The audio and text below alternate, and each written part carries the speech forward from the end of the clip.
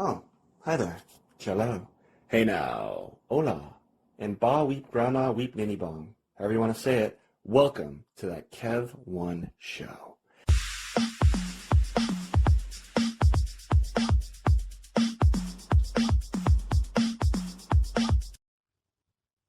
Well, I've said it before and I'll say it again. My next guest you know from countless films and shows, but this time my guest may be immortal because he's still got that youthful look, even though he's kind of playing Santa nowadays. But you've seen him in tons of franchises, from Matlock, The Fugitive, and U.S.Marshalls, the same character. The world of Final Destination. He's harassed agents on like shows like Invisible Man, dealt with the dead in Bubba Hotep, and most of you probably recognize him from Rob Zombie's 3 from Hell and as the Count in The Munsters. Now he's here to raise you up with his own production company and his own productions, such as Saint Nick of Bethlehem and the critically acclaimed Getting Grace, which made me cry the other night, and that's hard for me to do. Well, you may know him as well from the show Lost, but let's find Daniel Roebuck. Welcome to the show. I like what you did there. Hello, I'm so excited to be here. My gosh, look at this studio we're in. This is unbelievable. It's now, can we eat any of that food? Is that for all of us? Yeah. The shrimp scampi, the pork fried rice. Yeah. I'd like to have the prime rib. They're ready. Anyway, gosh, I've never been on such a big soundstage for a podcast, but you guys really do it right here. I mean, we got to for you. Come on. You've been Jay Leno. You've been Matlock Jr. You've been everywhere. Oh. I know. It's weird, isn't it, for a guy this is my dream. I could have. How would you even think that I spend my life loving Universal monsters, and one day I was going to be one? That is wild. Yeah. That's. I mean, I can't even imagine that. It's just. Oh. And. I mean, your own action figure. My text today showed me he brought in a figure because he's a fan of your Munsters figure, which I guess they're not calling. Yeah, they're not calling Grandpa. Are they calling him the Count officially? I guess. Right? Well, yeah. He's not alive yet in our story. He's not Grandpa. Not Dracula. Yeah. Oh my God. What was that like?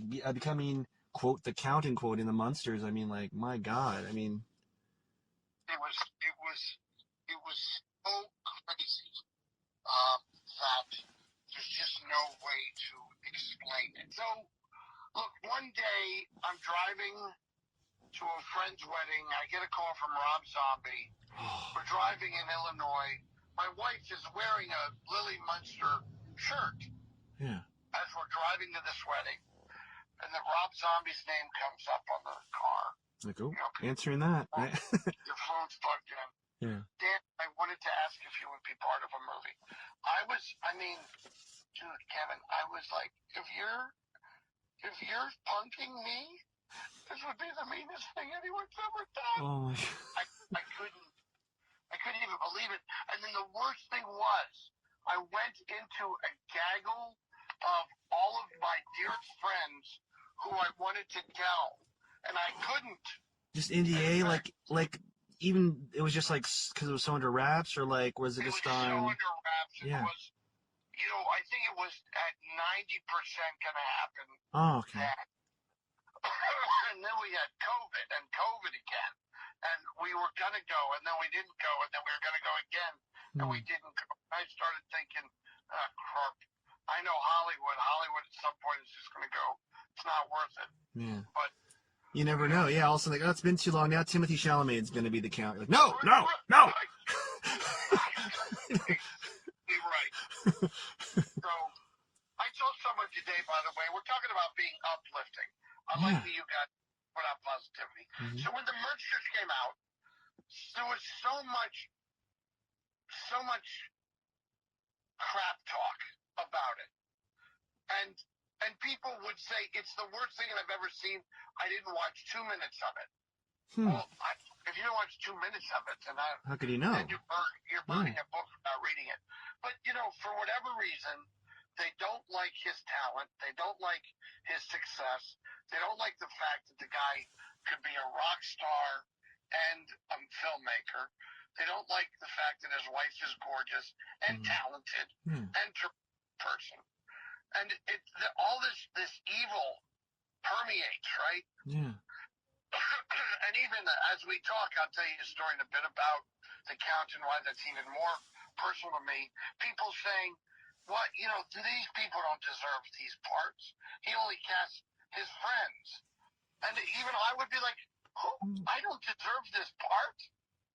My whole life has been working toward this part. No one's worked harder to be Grandpa Munster than me. Maybe that's why you were so good, because you were really a standout in it for sure. Like, you just couldn't take your eyes off. I was lucky enough. Look, I got to be the guy who was most like the guy in the TV show. Yeah.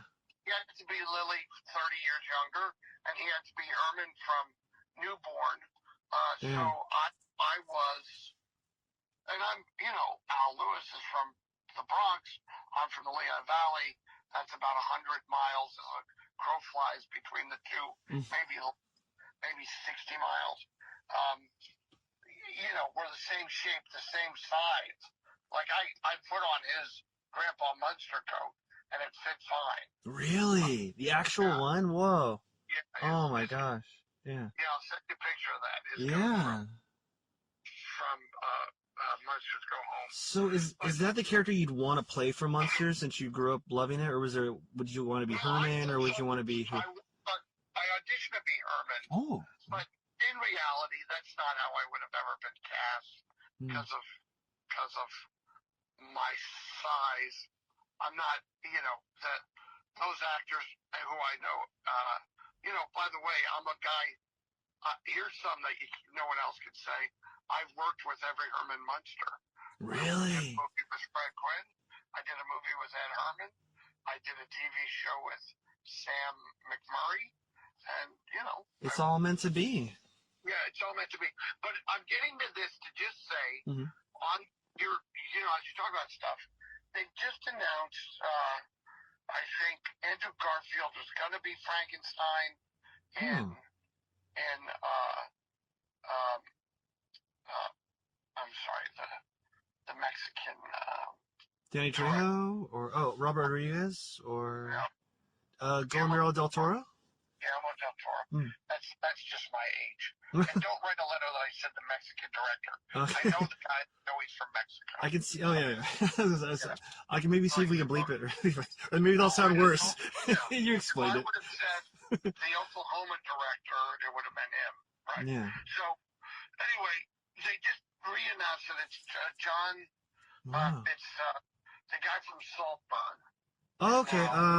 Cohegan or something, the lead guy? Or I just saw it last weekend.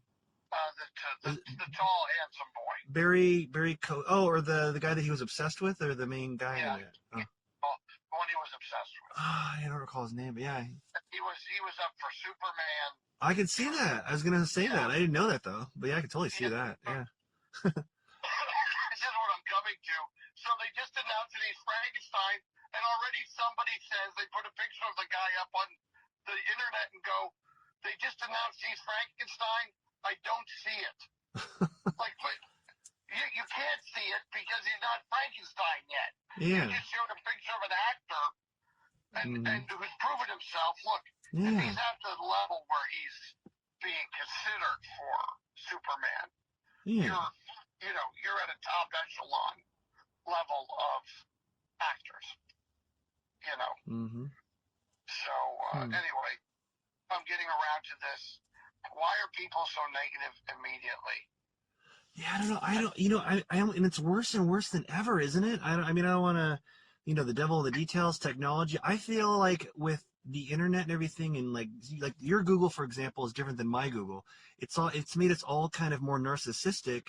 So if anyone's an actual narcissist, like if they would have been in the 80s, for example, or 60s, whatever, like they're like a narcissist on steroids, like your Google might have a bunch of Munsters information that mine wouldn't when I open up my Google News, for example, because just the algorithm. So it makes everyone feel like the world revolves around them even more, So it's even worse, and it's not Munsters information, it's political information. Oh yeah, or that, You're like, by the way, yeah. But it's only people arguing your same point of view. And I mean, look, it's a problem in Hollywood that I used to, we were talking about the strike and the actors. You Mm-hmm. could have called me. I would have come on during the strike because me personally feel the First Amendment of the Constitution of the United States supersedes what SAG wants from me. Mm. You know, Mm-hmm. I've been a member of SAG for 40 years, Mm. but I've been an American citizen for 60, and you know, nobody can tell me what I'm allowed to not to talk about or not talk about. Mm-hmm. It's absurd. Yeah. See, but that aside, we're talking about. I'm sorry, we're talking about things here. Yeah, I just my train of thought derailed. Oh, we talk about anything. Tons of stuff and more. I just people being positive, people being Yeah. negative. So I was just my commentary is, you know, actors need to learn to shut up. That's what I was going to say. I would check in on what regular people thought about the strike, and it wasn't hard. All you had to do is go to the SAG Facebook page and see what the Oh yeah. Yeah, it's funny. You go to the grocery store, and a lot of people, when I talk to I almost said civilians, but people that are not in the industry, like they'd be like, not a ton, but more than a couple, way more than a few, would say like, "Oh, what strike? What strike?" And I'm like, "Whoa, what?" You know, they weren't aware. It wasn't like this crazy all news to them. You know? Yeah, they and actors, writers literally thought the world would see like you can't. We're blessed, lucky people. Yeah. Who work in this business. You will never convince a guy who digs a ditch that you work as hard as he does, because that was my dad. And until he was on a set and watched me act and produce and direct simultaneously, he had no idea how hard I worked. Because he dug ditches, and he knew how hard that was. But the common man during the SAG strike and the writer's strike, all they were saying was, you know, good, you're not working. Yeah, you don't deserve to work. Yeah, you haven't entertained us for years. You know, so nobody was on our side. Yeah, not by and large. Yeah, it's a good point. Yeah. Nobody was on our side. So we've got to just remember the regular folk.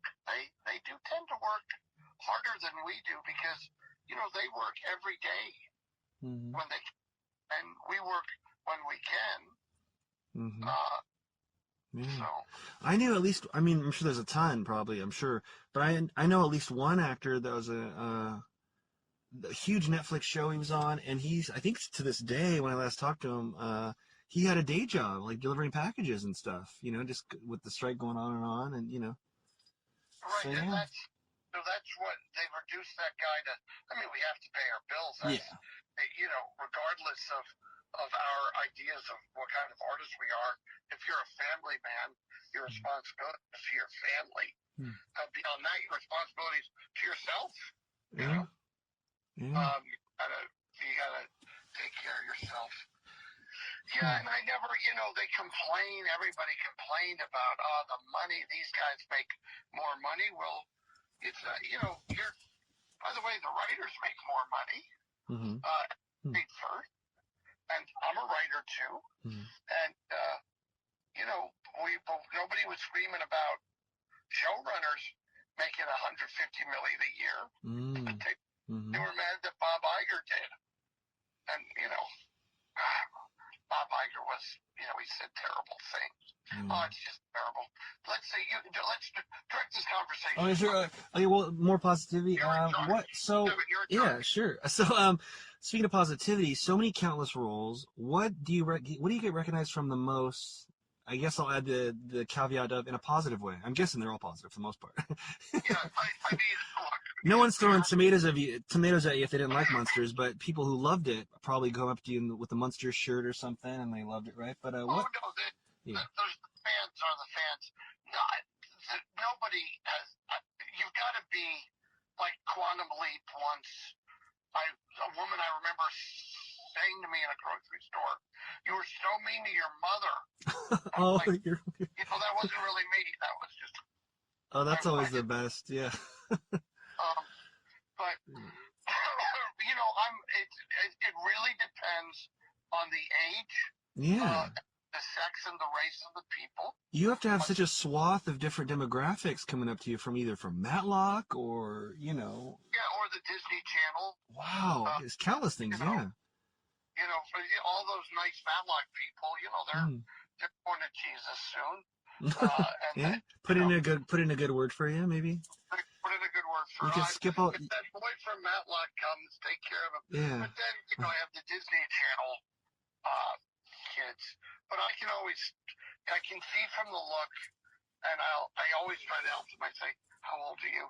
You're 24, Disney Channel, Sonny with a Chance. Oh my God. And you have that distinct voice too. I wonder if anyone just recognizes your voice out of nowhere, like in line somewhere.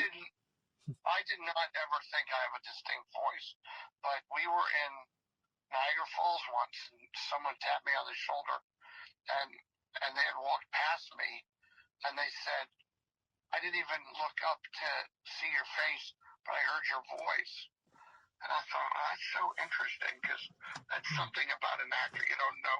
Hey, one time we're on Hollywood Boulevard, and two people from Japan, and they were Japanese from Japan, and they were so excited, and they said words in Japanese, then they said Daniel Roebuck, and then words in Japanese, and my friend Dwayne Whitaker goes, I think if there's any such thing as critical mass, we may have just witnessed it. Like if they know your name, but they don't speak the language. Wow, yeah. That their name exists in. What project was it that they knew you from, or that they were all about? I couldn't. I don't speak Wow. Japanese. But You're like that. You're a living version of that band T-shirt they say we're really big in Japan. A lot of bands have that shirt. We're huge in Japan. Daniel, we're huge in Japan. really, really big in Japan. It'll be your Netflix special or something. Stepped off a plane in Buenos Aires. Ooh. Literally stepped off the gangway. My foot touched the Buenos Aires airport, and a guy walking by said, "Love you on Lost." Oh my God! Yeah. And you think they watch TV here? It's great, a blessing, a medium. What's funny is for an actor like a character actor, you really go the other way, which is, if they think nobody knows who you are, but everybody knows who you are, because you're on everything. Yeah, you're the everyman. You're like it's wild. Yeah, you're like everyone's best friend. You're like one of the kings, if not the king. You're in the running at least. If there was some sort of tally for the king of the character actors, like, was there a moment in your career where you realized you had that niche where the phone just ringing off the hook, and you're like, God, you're playing every other agent, every other policeman, every other best buddy? Yeah, I don't know that. No. Look, God is good to me. I don't know that the phone's ever been ringing off the hook. Yeah. And it would be great hubris of me to suggest that were possible. But I've been very busy for a very long time. Yeah. But the thing is about me, and I preach this to every actor I know. I'm not working. I'm making a documentary. I mean, when I'm not working, I'm writing a script. When I'm not working, I'm fathering my children. I'm, husband, my wife. But when I'm not working, I'm working.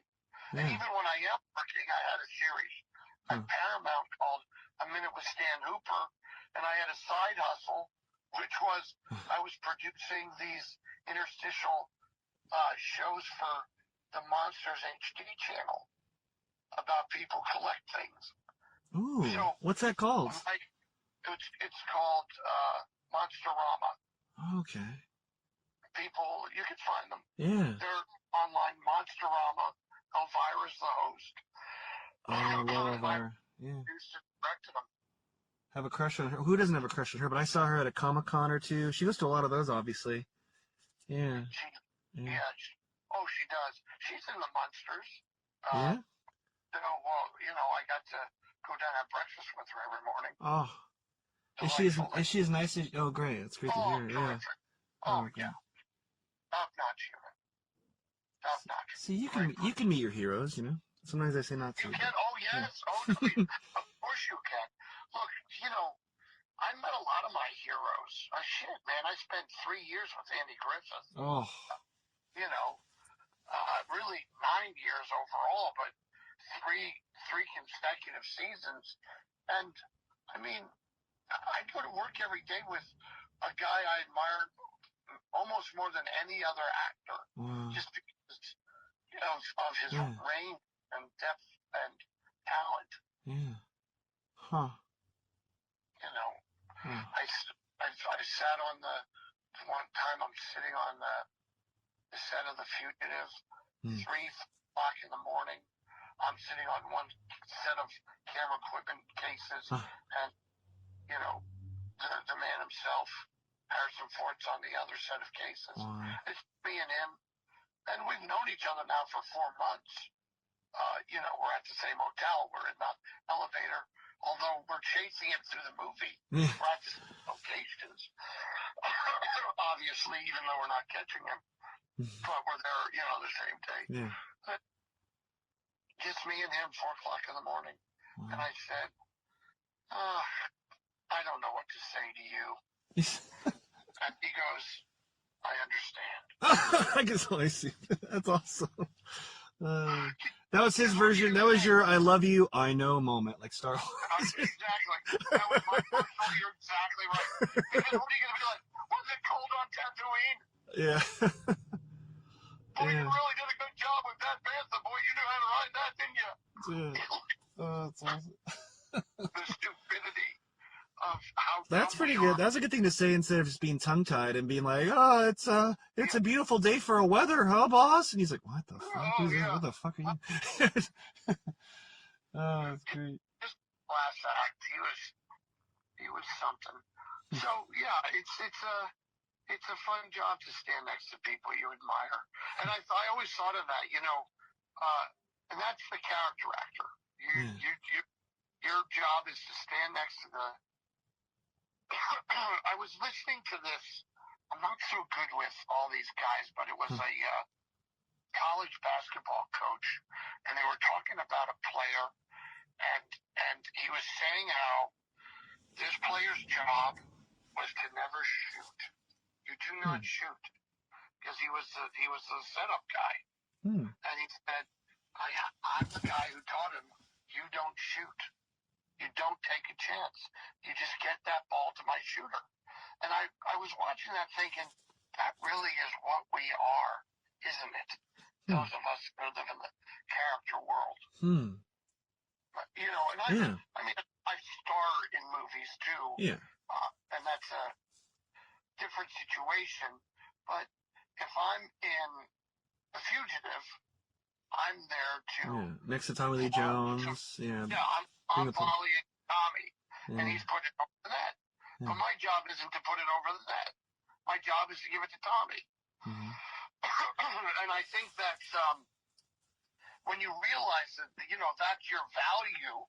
It's not just your talent; it's your value that they come to you because they know you could lob it. You could get the shot. You could get the shot ready. And that's how I've ended up on, I'm on Nash Bridges for years, and then that guy goes to do Lost, and I'm on Lost for years, and it's because he knows that, give me the gold, write me the gold, and I'll get it up there, and then, your series regulars, I'll set it up, and they'll shoot and score. So. And I wonder if like the Harrison Fords and those guys out there like look at you like as like the journeyman, as like you're the like a real linchpin. I know it's all part of the machine, like you said as well, but If they're movie fans, if they're movie fans, they know it's the characters, the men, who really round out why a movie's interesting. You think of you've got a great movie like what's the Mark Brest movie with De Niro and Charles Grodin? Midnight Run, maybe? Want to say? Midnight Run, Yeah. right? Mm-hmm. But what's Midnight Run without Joe Pantoliano, Mm-hmm. Bosco, Mm-hmm. Dennis Farina, uh, John Getz, all those actors that are supporting those two stars make that, because you can't be with the stars all the time. Mm-hmm. Yeah. So you got Dennis Farina, Idiot 1, put Idiot 2 on the phone. Ricky Ferraggi and the two morons. Idiot 1 put Idiot 2 on the phone, and I'll put every time Dennis Farina speaks, he's like, I'll put a pencil in your eye. Some other horrible thing that he would do. But Joey Pantoliano, so entertaining all the time. I think I worked with him on, Dr. Vegas, I want to say it was called, back in years and years ago. Did you do it as an actor? Yeah. Just supporting. I was at the gambling table with him. Strip club scene, so long day. With Joey Pants. Joey telling stories. Yeah. Joey, I hated him in The Fugitive because I kept giving my lines to him. Really? And he would, God, I've never seen a guy steal focus. He's a master of it. But read his books. He takes full responsibility for it. He goes, yeah, that's what I do. I steal focus. That's what I do. He's not ashamed. Just naturally, or it's what he strives for too, or is that? He really doesn't care about the other act. He brags about it. But look, some of being self-aware. If you're a self-aware douchebag, well, at least that we're on the same. I know that you know that I know you're a douche. So I'm not as mad at you. Yeah. And by the time we got this second movie, I was writing so many one-liners, I couldn't use them all. I go, Joey, do you need a joke? Yeah, what do you got? Okay. Those guys sure weren't friendly last night. That was my joke, because I gave to him, because I had the next joke that I wanted to use. So, that's how it turned. Anyway, character actors, it's all I ever really needed to be, probably. Now, was there ever a point in your career, like years and years ago or whenever, where you were like, I don't want to be, the guy next to the guy. I want to be the road cop. I want to be the bad guy, or no? Were you always... It just wasn't in the stars, and I recognized that God's plan for me was to be the utility infielder. And you know what? I made a lot of money being the utility infielder. I put 2 kids through Catholic school and college. Just going to work every day, not complaining, always knowing my lines, always ready to ad-lib and improvise if something was necessary. Are you an improv a lot, or? Oh yeah. Oh yeah. Yeah, I always love adding a little something to my character. Just kind of makes it fit finally. You know what I mean? I mean, I don't have to if a director is really hardcore about the lines, but I love adding a little realism to it. You should. I mean, look, I write and direct, and if an actor says to me, "I have an idea," believe me, I lean in and I say, "Tell me your idea," because they're also utility players, and I recognize their value. I don't have someone like Marcia Deadline or Tim Goodwin on the set and not know Brett Anthony, not know Dwayne Whitaker, not know that these actors can bring something to it that I didn't foresee. But like if you act for a living, or act, if you just act, you know where you can ad-lib and where you can't. I can leave it to an actor to, you may have made something a little hard to say in the writing. Once on Getting Grace, which you say you saw, we're in the scene that, in the hospice, and those scenes were so difficult to shoot. And Marcia Deadline, who's the greatest actress I know, says, honey, in the speech, I was wondering if I could say, we're like all in this this very small, like I wouldn't let anybody come in. I wouldn't let makeup in. I didn't want, it was the minimal crew. Mm-hmm. They said, Marsha, say whatever it is you want to say. Just make the point. Make the point correctly. She goes, oh, thank you. You know, because there's just too many yous in what, and I said, Marsha, the director already said that you could say whatever you want to say. You don't have to insult the writer. Who's also there? You, yeah. Well, it's written by you and one other person, I want to say, right? I feel like I'm reading the credits. Jeff Lewis. Yeah. Great guy, Jeff Lewis. His script came to me so long ago, and I had stayed on it, and he and I rewrote it together. He wrote it, he was so young. You know, you come up with, you understand eventually, Kevin, that one thing that's come in my brain after all this, you know, I kind of know how movies work. I know how to bring an audience on a journey.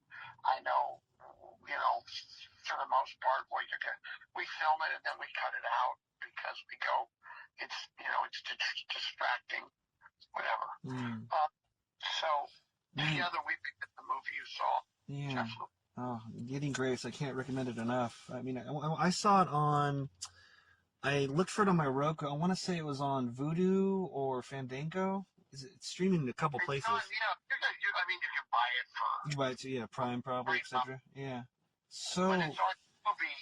But I always say to people, and trust me, I'm not getting any of the money, so directing you to buy it. You'll see it without commercials. Oh yeah, even better. I'm Yeah. always nervous where they put the commercials. I mean, I don't usually go for tearjerkers, but man, when like the little girl like is there talking to your character Bill about like what was it? She says something about, and she's there with the main character Grace, you know, but she says something about there's a lot of dark in her future, and she wants a light in her casket and like an iPad or a DVD player. Oh my gosh, waterworks. Yeah, it's, you know, it was what drew me to it was I've always been fascinated by the funeral profession. I thought about becoming a funeral director at one point. Really? Because the truth is, when you're 12 years old in Bethlehem, Pennsylvania, and you know your dream is to be a professional entertainer, I mean, you might as well want to be, you know, an astronaut. Yeah, it's impossible.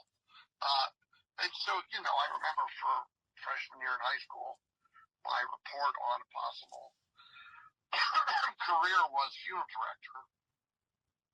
Oddly, I do now because of Getting Grace. I actually have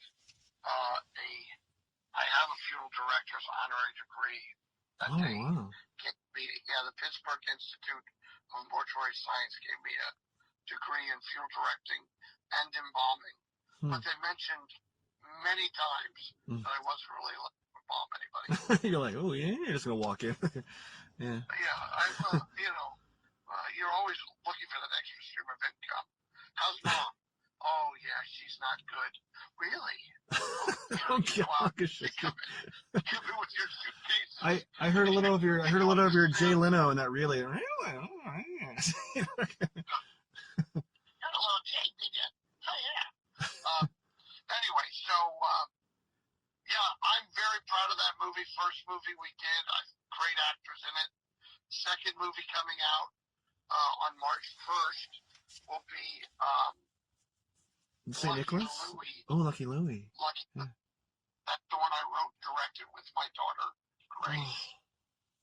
Third one, hopefully this year, will be the Hail Mary, which we're in the final post-production here this month. And then the next one will be St. Nick of Bethel. Although that I co-directed with my pal, Spencer Fulmer. A great guy, and we definitely enjoyed that. Are you still sporting the beard from St. Nick?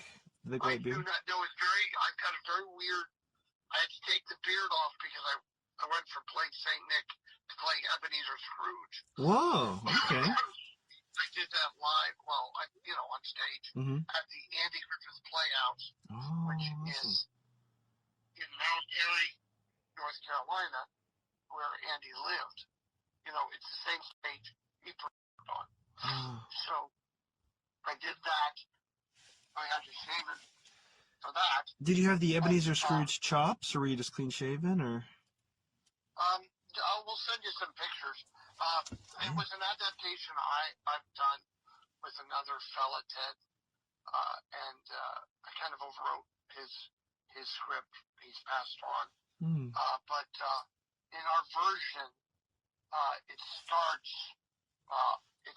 on the streets of London with our character witnessing events, and then he has an interaction with a young boy, and the young boy reveals, I say, "God bless you, boy," and he says, "God bless us all, Mr. Dickens."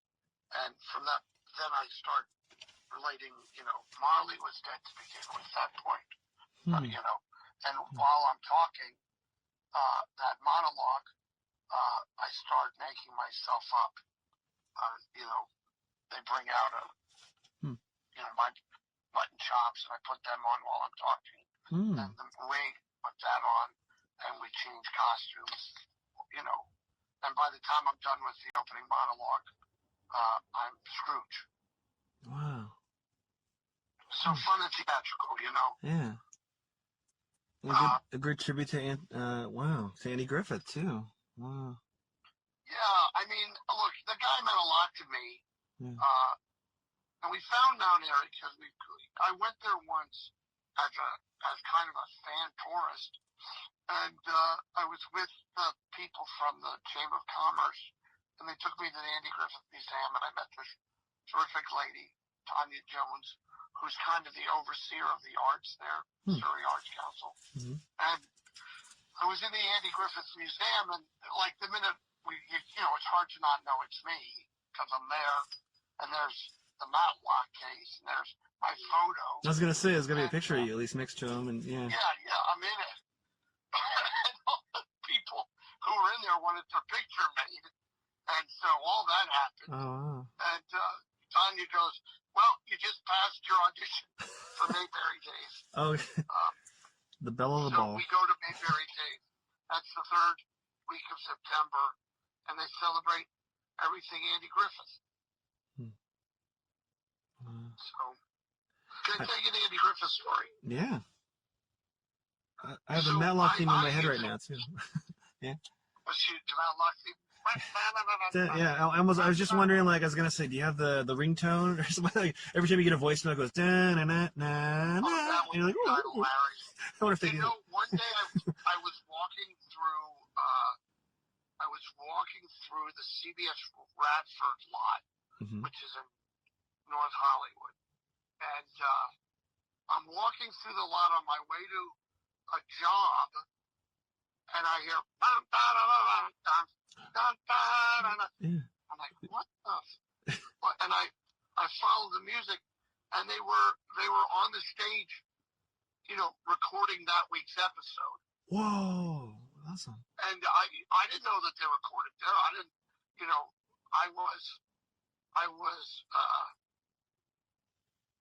this was before I was a regular, if I remember correctly. Because you played different roles on it, didn't you, technically? Or I did. I played different characters throughout. Played 4 different people. That's so funny. But then I got to go in and watch a little of that. So there's a play, which was also a movie, and it was a TV show called,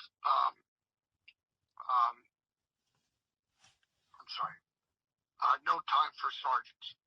No Time for And Sergeants. the play, No Time for Sergeants, is famous because there's this guy who originated the part, and the part literally made him famous. And his name was Andy Griffith. So nobody ever does this play because it's about World War II. And it's about right after World War II. And it's just hard to do because it requires 40 men and 2 women. So nobody ever does it but they did it in Glendale at this Glendale Center Theater, and I auditioned for it, and much to my astounding joy, got cast as the character Andy played. Oh my gosh. So, Yeah. and this character speaks to the audience from the play opens, and he walks on, and he narrates the whole play. He's on stage for an hour and 15 minutes in the first act, and an hour and 15 minutes in the second act, and he almost never steps off stage. And so when I met Andy Griffith, when they brought me in to be on the first episode, and they brought me to Andy, they said, Andy, this is Dan Roebuck, he's playing the doctor. And, Andy said, how are you? And I said,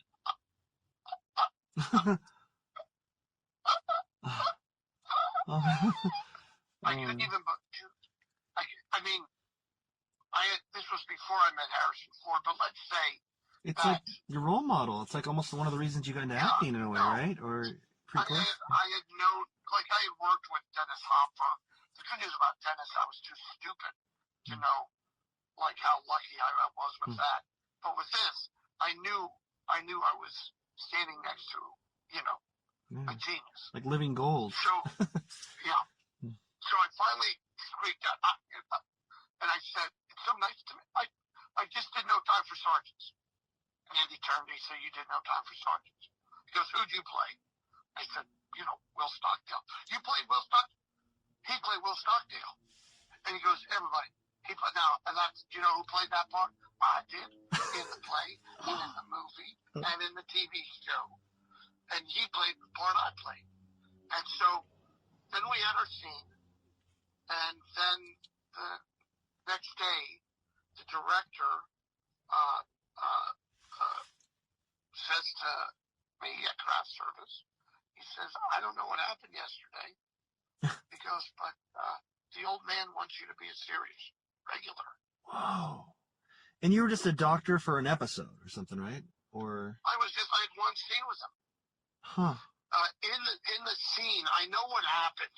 I know from an actor's point of view, and he and I'll be honest with you, we never discussed this. But what happened was when we did the rehearsal, he said, he goes, I have a pain right here. And he pointed, to his right belly. And I was like, well, I don't know, it doesn't seem. So that's how we did it. When he did the first take, he said, when we came back after they lit it, he said, I have a pain right here. And he pointed below his belt line. And I was like, and I grabbed his belt, and I pulled it out, and I shoved my hand into where he pointed. Yeah. And he did his little thing. I don't even think it's in the show, but it was in the take. It was in the first take. Yeah. And what the director really said was, I don't know what you did with your hand in his pants yesterday, but he wants you on the show. That was the joke he made. Now, this is the other thing. Who's the director? Tony Mortante, A-Rap from West Side Story. Wow. Just the director of the show. Did he direct a lot of them, or just that? He directed a number of them. He never directed one after that I was on. I did track him down, by the way, because he had a new book out. And I found him online, and I wrote him an email that said, you don't know this, but you blessing me by putting me in that first episode turned into 3 years on the show.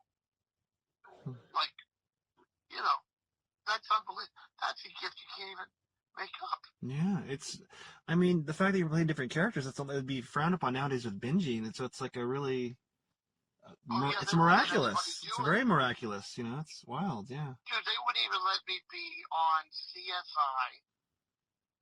There was a 7-year moratorium.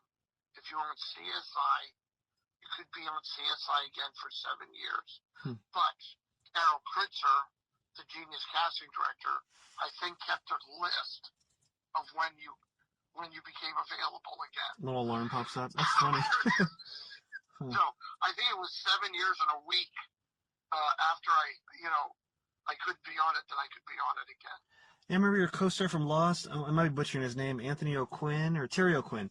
He was on X-Files. I remember I was in high school or middle school when X-Files was on. He was on in multiple different roles. I'm like, wait, this guy, because he was great and he stand out a little bit. But I'm like, this guy's a different character. And then he was in X-Files the movie, and you're like, now he's the bomb expert. It's just kind of, I'm like, all right, it's like we're watching theater, which I guess we are. Yeah, Terry O'Quinn could put his he could take his wig off or put the wig on. But Terry O'Quinn, I love to tell, he did a Matlock with us. Oh, and really? It was, he was very. I try to say this because I don't want this to be an insult. Sure. Terry O'Quinn was very particular, and he was great. And we recognized, because I knew his work from just Terry O'Quinn and Rocketeer.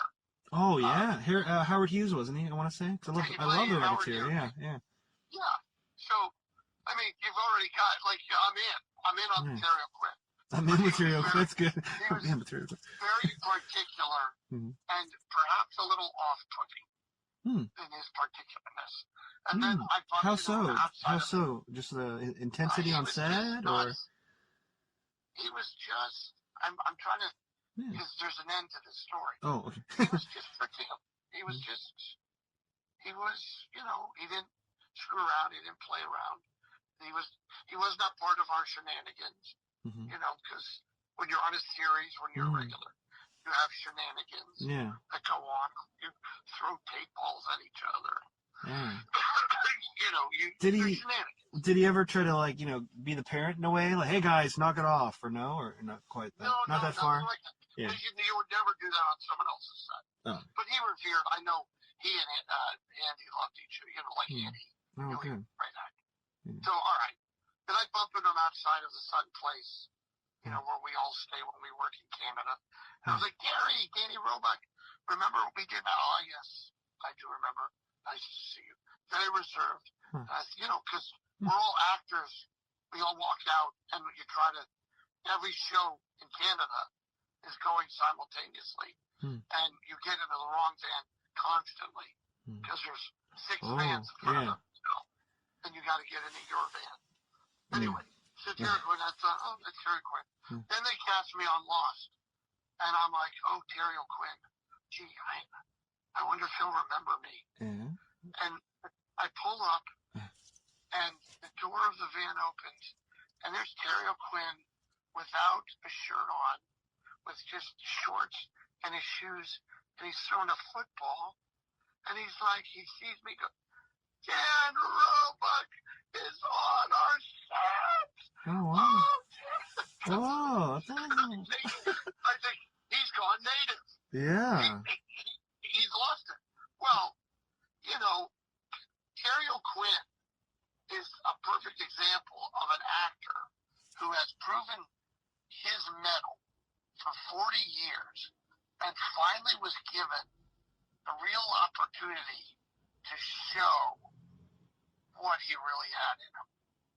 And I think it just made him so happy. We had so much fun on Lost. Oh, what a nice man. What a good human being. Yeah, I've been rewatching Alias, and he's great on that too. Yeah, he just what's J.J. Abrams, I guess, too. One led to the other. Yeah, and I mean, all those guys got on Lost just because it happened so fast. They called people they knew. Nobody could have known it was a phenomenon. An explosive role, to be sure. No spoilers. You probably get recognized from that a lot, right? For a while, or for a bubble that had to be like Rockstar from that. Yeah, that was. I got a lot of.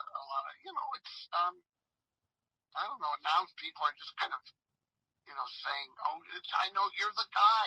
Yeah. You has it everything. Or you get the opposite where someone will say, "I know you. You used to star in movies in the '80s." Oh God. I can take a lot, but you're like, don't write my eulogy, jeez. I said to him, buddy, I started a movie last week. I don't know where you've been. Yeah. But, and I directed it, and I produced it. Well, it's just so weird. I think I've been in 100. I had to count this because I was making a point to someone. I've been in 140 movies, and I think I've started 80 of them. You know, Wow. that's a lot for a guy from Bethlehem, Pennsylvania. Well, I was watching one you started in the other night, Night Shift, or Late Shift, was Jay Leno. Yeah. Oh, yeah. What a great opportunity. Yeah, I mean, and I met Jay when I did an episode of, I think he's still doing that show, You Bet Your Life. I did an episode of that, and yeah, you nailed it. I mean, Oh, thanks so much. So now I'm intrigued by this because I want to, unless you don't Sure. talk about this stuff. Oh, So are you in LA? I'm in Portland, Oregon right now, where I was born and raised. So I came here during the COVID bubble in case I couldn't see, because all my family's here. So, yeah, I go to LA for acting this and that. Grimm? I didn't do Grimm. No, I did Librarians, which filmed around the same time, and Oh, yeah, same time. I didn't do Portlandia, for example, either, but I did. What's the same people made Documentary Now? I did that. But yeah, so I remember when I first moved to LA for acting in like, I don't know, 04 or something.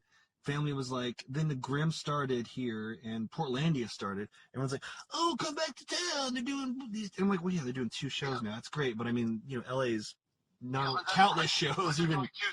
Yeah, pilots you'll never hear about. And you know what I mean? Like, yeah, it's like. Yeah. But see, now, if nobody told you this, I would have said to you, I would have said, you tell your agent to call April Webster at Grimm, and you tell them that you would love to audition and you could work as a local hire. That's how I would have said, that's how you get on the show.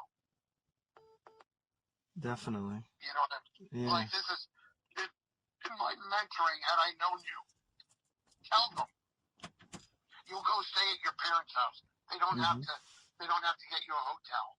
Because, that's $300 a night. I should have, and I tell you what, like I really should have, because I kind of did that once when I was here for, must have been Christmas or something, or maybe, yeah, something like that. And like I looked on, Casting Frontier, where, the casting place, and like they were doing a Cold Case Files here in Scappoose, Oregon, which I never heard about before I auditioned for and booked it.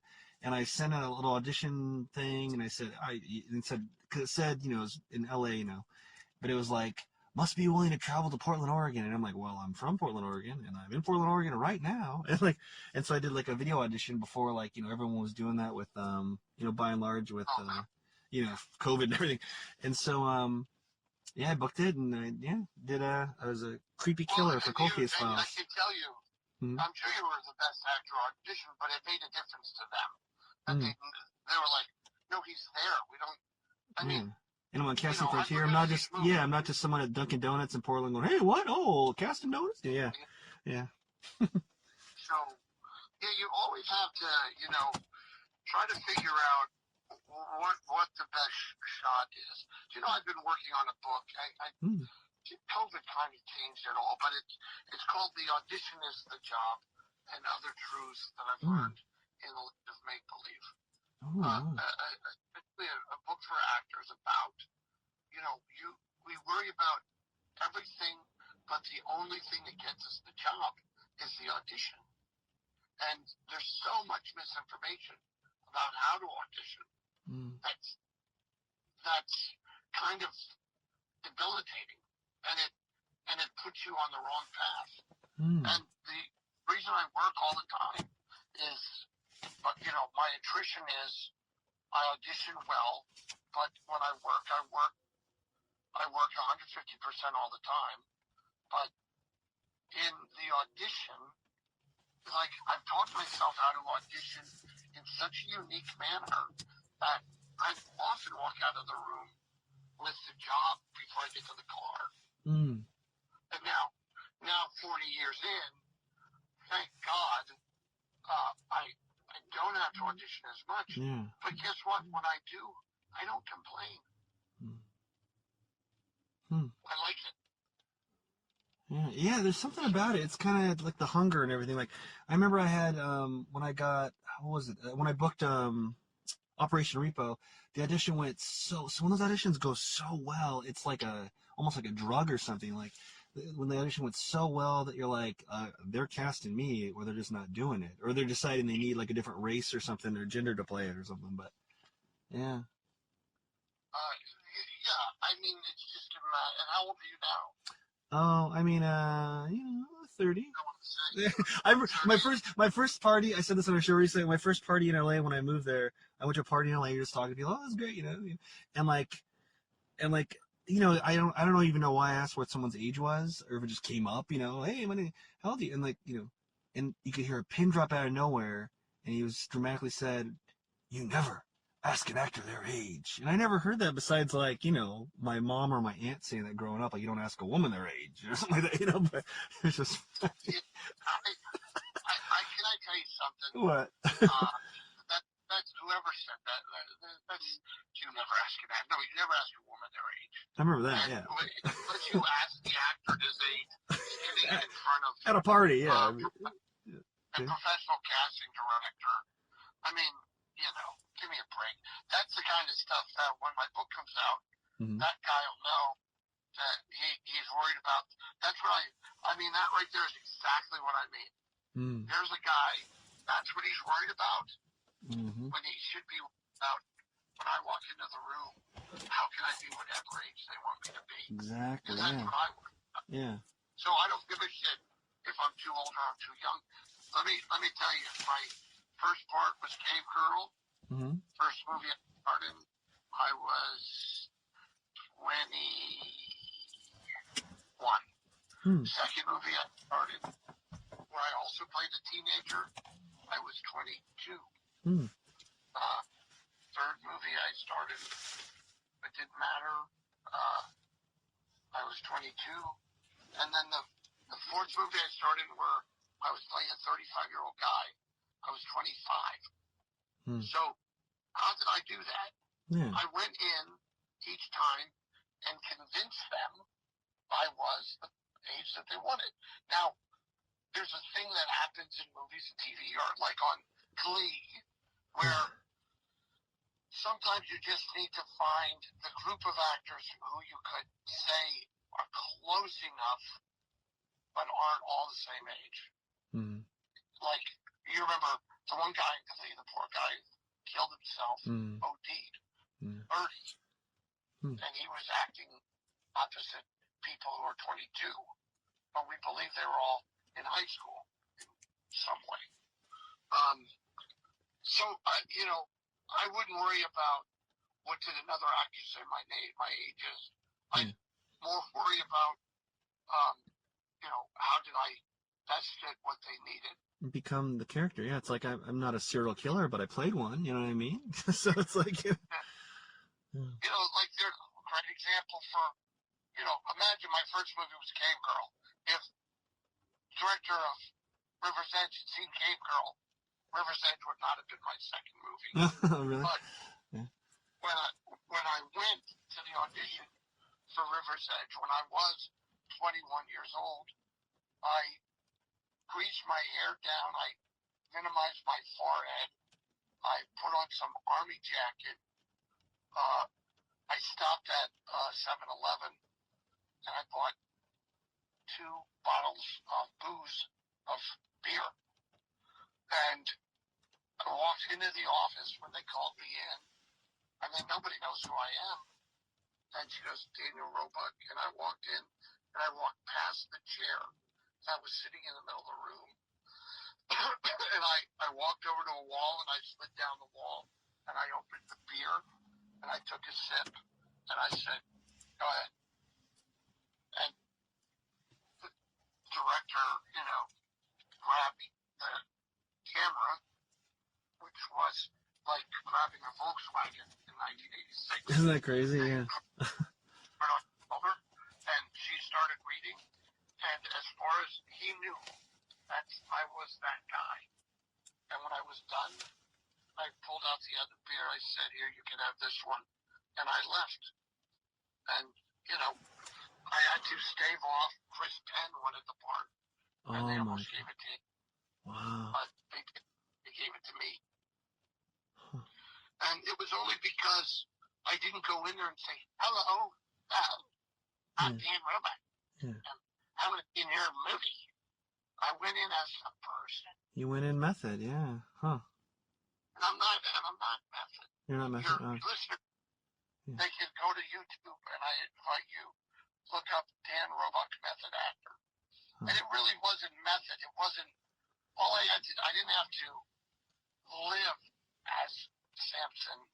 I just had to appear to be Samson, which is a different approach that has always worked for me. When speaking of like a method, not method, but when you play similar roles, like a similar cop, a similar agent, a similar best buddy, a similar whatever, do you kind of go about it the same process, or is it a unique animal type way of doing it each time? Like, is it just like It's always about what I'm wearing. Yeah. I'm big on the clothes. I was big in the Fugitive. I said, please do not, Joey Pants wanted, Hugo Boss. He wanted $2,000 suits. I said, I need you to buy all my clothes at Sears. And they did. That was the look, yeah. But then we're doing, and I think that all the cops are a little, if you look at the guy playing The Fugitive and U.S.Marshalls and the guy playing in Final Destination, it's very different characters. Very different kinds of approach to who they are, So I try to always make the thing. I always try to make the thing be a thing that people would be interested in seeing. Yeah. So it starts with the clothes, not the makeup chair per se for you, huh? Or... Well, the clothes and the makeup are part of the clothes. Yeah. For the Fugitive audition, I dressed exactly like I look in the movie, and I glued on mustache. And when they cast me, the first thing they said was, "Don't shave your mustache." Well, I glued it on 5 minutes before I left the house. Oh. So that's wow. they had to put mustache. You're like a spy with all the mustaches. Wow. Well, it's funny how I've done this a long time. I want to tell you something. How I see the character and walk into the room is so often how the character looks when we're done.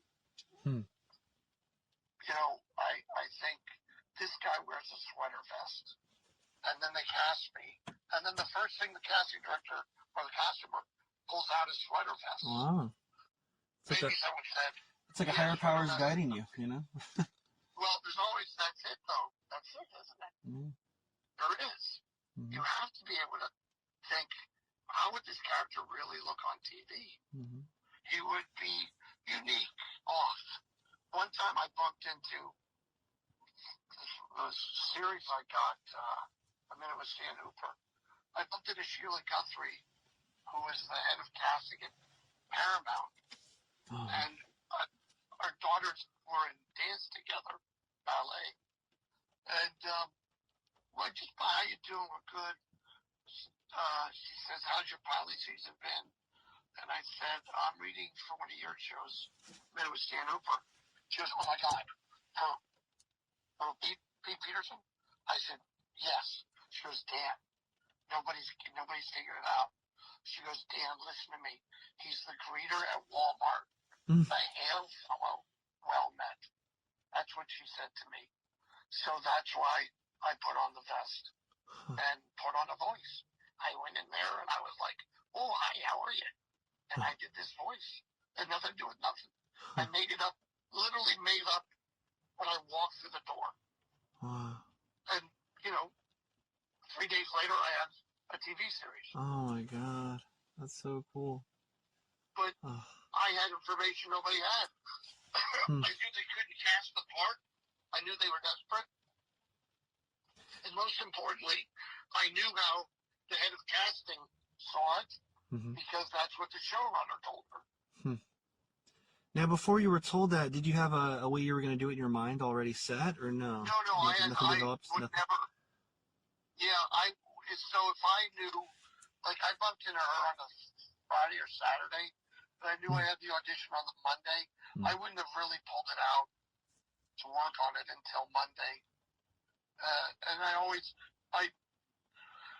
would know if it was 10 pages of dialogue that I would give myself an hour to learn it. And if it was 5 pages, I'd give myself 40 minutes to learn it. And I wouldn't overthink anything. Because, God leaves a lot, in what we do when we're not doing something is a whole nother life, Like when you're walking from the toilet to the sit down and watch TV, you're not thinking about whatever that stuff is in between, but you're still alive, and maybe you straighten a picture, or maybe you go, I want a little piece of cheese, and you go get yourself cheese. But, you don't want to create the whole entirety of the thing, because then there's no spontaneity.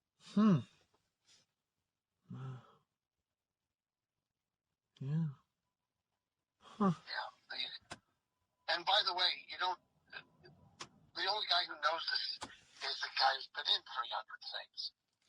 Because if you've been in 10 things, you don't know it yet. Yeah. In the second movie, I had to do monologues acting against Dennis Hopper. If I were any smarter, I would have known that was impossible. But I was just stupid enough to not know that I should have been petrified. The dare of youth. That I should have been terrified. But I wasn't, So, I know it's a podcast, so we're talking about me, but I feel like we're talking about me a lot. No, it's oh my god. Well, I mean, you've done so much. You survived the industry, the Dennis freaking Hopper, to Lost. I mean, and with so many jumps in the industry, like eras wise with technology and such, is there a dream director you haven't worked with, or a role that you haven't got to play yet? I guess. Well, I'm an actor, so for sure it would be great to work with Martin Scorsese. But the truth is, I enjoy working with Rob Zombie just as much as I would Scorsese. And, I've actually been directed by my own daughter. Wow. So, that's to see her rise to the it's gotta be so rewarding. Yeah. And where she could give me an insight that I didn't have. So, I'd like to. It'd be nice to meet Scorsese, and it'd be nice to meet Spielberg, because I admire both of them so very much. Yeah, you should reach out to Richard Reilly about Scorsese, maybe. Well, you probably have enough connections enough that, but yeah. Well, I don't. Yeah, I've never been that. Like, there's the thing that Joey was always great at. He always gets in touch with people. Just reach out. Yeah, I never have. Like, what am I? Hi, Tommy Lee Jones. How you doing? I'm fine, Brandon. What do you need? Well, I was just checking to see how you're doing. Well, I'm fine. Okay. Well, take care. I'm not gonna bother Tommy Lee Jones. Yeah. He's got to figure out which Oscar caliber script he's gonna do. He doesn't want to hear from me. So Tommy Lee Jones officially is that serious, and as he always seems, ever so slightly curmudgeon-y? I'm trying to make it a joke. Yeah. Okay. Look. Yeah. Dude, look. When you see my oeuvre, if you see, let's say, the 3 or 4 movies I've directed and co-directed, you're gonna know everything about it, right? You're gonna know what I like to eat, where I like to live, what my faith is. Hopefully I've done a good enough job that no one will know what my politics are, because I don't want anybody to ever know what my politics are, because this was business. Yeah, and you don't want to split your fan base or. No, you're an idiot to do so. Yeah. But I'm very forthright about faith. Anyway,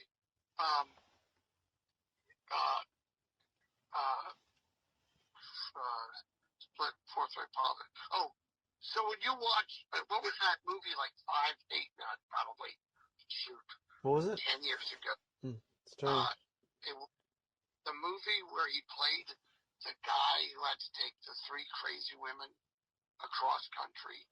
Oh, God, did you ever see this? I don't recall. I mean, I remember the trailer and stuff. Yeah. You know, with And it was like a good, like at oh, least 10 years ago, right? I want to say, right? yeah, Yeah. it's a lovely woman and 3 crazy women, Mm. and you watch the movie, you're like, oh God, it gets worse and worse and worse and worse, and nobody's laughing or smiling because it's horrible by the end. It's beyond horror. It's beyond horror. But I think Tommy Lee Jones could make any movie he wants to make, and that's what he wants to make. Makes me think I respect his art because the movie's spectacular in its presentation. But shit, man, I couldn't watch it twice. And you'll watch Getting Crazy again. I promise you. At some point in your life. Oh yeah, I'm gonna show someone. Yeah, I'll probably show my lady it for sure. Yeah. It's something. It's just something. Yeah. Oh, any other your passion projects you want to promote that people might not have heard of? Well, I would please invite people to go to a channelofpeace.org. And there they can see a lot of what's coming up. And follow me on Facebook, Mr. Daniel Roebuck. I'm trying to be better at Instagram. I do believe that TikTok is doing more to erode our civility and our togetherness than any other thing. And our attention span and focus and really. Yeah, I mean, try making a movie for somebody who can only see things for a minute. Yeah, what was that? Remember there was some studio, right, that was going to do that, but then COVID happened where people needed more of their time filled. Was it Quibi or something? Or they were going to make 5-minute shows or 10-minute movies or something, right? It was a terrible idea. But they had a bunch of stars in it. Millions of dollars into it. Yeah. And it failed. And there then, was even a feud on there. A what? On Quibi. All right. They did a version of The Fugitive. Oh yeah, with the guy, I didn't see it. I think I'm thinking of the right project, where the guy who won an Oscar for he was after one of the Hemsworth brothers, right? Was it kind of like The Fugitive, or? Yes, I thought it was Keith Sutherland. Yeah. May have been whatever. It was made for Quibi. It was like, why would you? It's like watching a big movie, but on your phone. Yeah. What was their idea? Just like, oh, you're waiting in line at the bank, or you're at a red light, and you're gonna watch a 30-second episode? Is that what I mean? Where they were really screwy is everybody has Netflix because they watch their mom and dad's Netflix. Yeah. They thought kids want to see The Fugitive. No, kids want to watch Jedi Fallen Order. Yeah. Man. So, they had that wrong. So yes, please, people, if they would go to that. But we got a lot of good stuff coming out, and I've got a great part in a great horror movie coming out also that I'm not at liberty to talk about. NDAs are just they're just at that point where you just can't quite talk about it. Cool. Yeah, just can't talk about it. But it's joining another horror franchise. Oh. And it's joining with a great role. You wouldn't be able to say if it's Universal or not, right? Not Universal Monsters related, or? I wish. But it'll be good for fans of modern horror. Oh, okay. How's that for? Yeah. And hopefully there'll be another Star Wars Jedi Fallen Order sequel. And more and more to come. I got a very busy year ahead of me. Very cool, man. I I know it. I mean, the talent's there. Man, well, Daniel, we've probably taken enough of your time. I don't want you to fall asleep or do you on there per se, but No, and I've thanks. got to do. Look, I've got to do what you know. I got to go from talking about this special, unique, magical world I get to act in and work in to the world I live in. I got to go get my car. Wow. Oh my gosh. And you have two. Yeah, how many kids do you have at home still, too? Well, I have two kids, Oh. not at home. Oh, okay. Buster and Grace. Grace, the Buster's director. coming over to Hey, Grace, was director. speaking of Grace, was the name Getting Grace inspired by your daughter's name? Did you have that input? Absolutely. The movie was, the character's name was always Grace, but the movie I initially was given was called Bending Spoons. But Oh yeah, Getting from that Grace, scene, yeah, from that great scene with yeah, the author. Oh wow.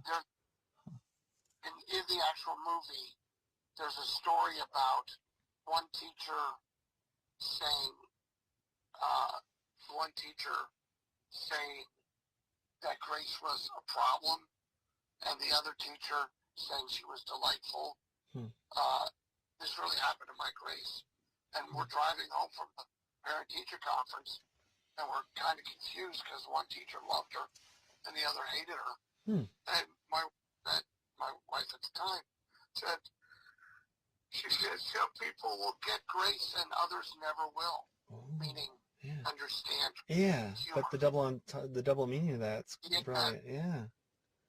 I heard that, and I thought, ding. That's something you're gonna use. Yeah. Man, maybe everything's connected because Grace, faith-based film, and I went to Grace Collins Catholic school daycare as a kid, so it's just kind of funny. That's all. Yeah. Huh. It's good. Grace is we should all be touched by God's grace, and we all get touched by God's grace, and we all are touched by God's grace. But some of us just don't want to believe that that's a possibility. They want to believe that everything they do is there. When things go well, they say, this is what I did. When things go crappy, they go, the world's against me. But you just put your faith in a higher power, the right one. Anything is possible.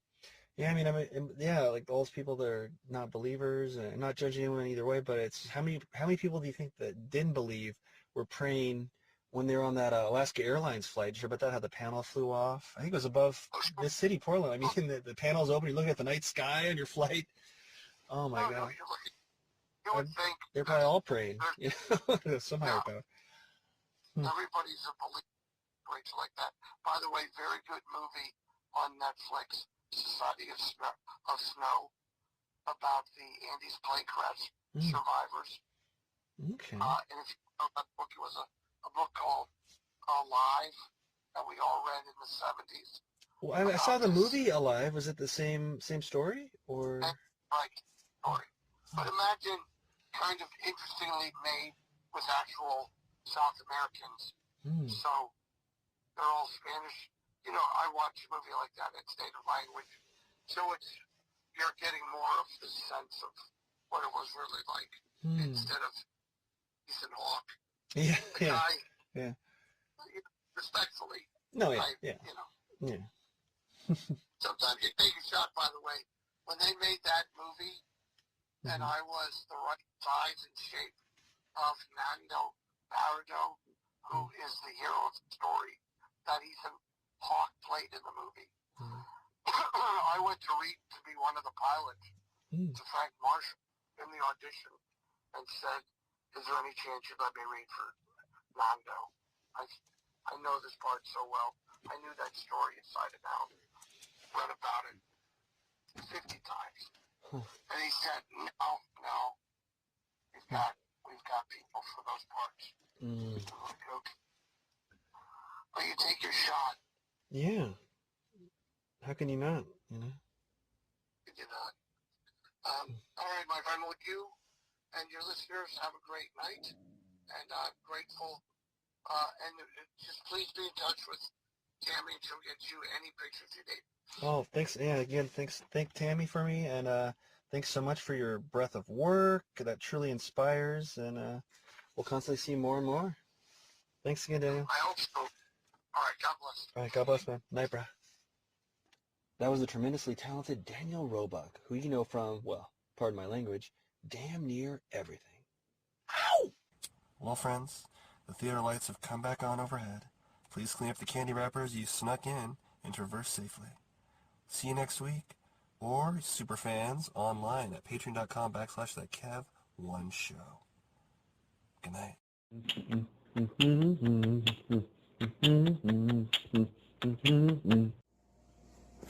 This portion of that Kev 1 show is supported by Bohemian Dream Gifts, made with organic and natural oils that nourish and hydrate your skin.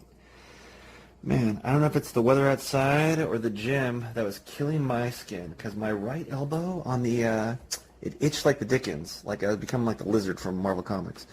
I think it's that machine where you put your elbow in and do the lifts, you know, for the bicep. But I was itching my skin like crazy during, well, I won't say who because I don't want them associated with rough skin, with one of our guests here in the near future here. But my right elbow was getting ashy and coming up, getting red and irritated. Anyway, I used some of the promotional cookie dough body oil from Bohemian Dream Gifts that they gave us, and my skin, I'm not kidding, came back. I can vouch for that one. The cookie dough oil baby body oil, the cookie dough body oil brought my skin back to life like an Evanescence song. I'm not kidding. My skin is smooth and happy again. 100%. You can buy cookie dough oil on Etsy at the Bohemian Dream Gifts shop. Check out their other stuff as well, but that's one that I swear by now. And as soon as my promotional one runs out, I'm going to order some myself. So go to Etsy and visit the Bohemian Dream Gifts shop today. What's better than your favorite talk show? Well, maybe homemade delicious food, cold beer, or a drink of your choosing in a comfortable atmosphere. Well, look no further than the Boulevard Tap House for the world-famous fish and chips, seafood, all-around delicious menu with pizza, all kinds of food, wings, steak bites, anything you can imagine when you want to watch the big game or catch some live jazz if you pick the right night. Open 7 days a week. Go to boulevardtaphouse.com right now. I like to go to their Terwilliger Curve location. That's the home location for their not only their fish and chips, and they knew that they always used to give me Caesar chicken salad and wine. They kind of made jokes and made fun of me of that. My favorite food there now might just be the brand new Mark Kevin. That's a margarita pizza named after me. Don't know if they did it because I'm Italian or what, but I had it, and it is delicious and, dare I say, nutritious. Anyway, friends, go on in. Have a great time. When you're there, you truly are family. No cap. Enjoy the Boulevard Tap House today.